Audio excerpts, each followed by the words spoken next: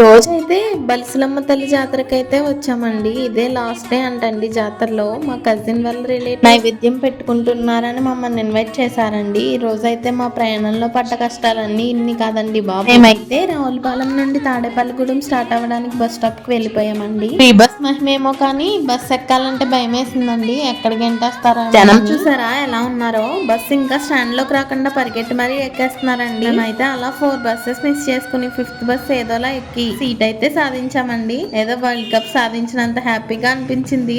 Bus చూసారా అస్సలు ఖాళీ లేదండి. చాలా మంది కింద కూడా కూర్చున్నారండి పాపం. బస్ ఎక్కడానికే యుద్ధం చేసామంటే తాడేపల్లిగూడెం ఎంట్రన్స్ అయ్యేటప్పటికి ట్రాఫిక్ జామ్ అయిపోయిందండి. అసలు సైకిల్ వెళ్ళడానికి కూడా దారి లేనంతలా ఉందండి ట్రాఫిక్.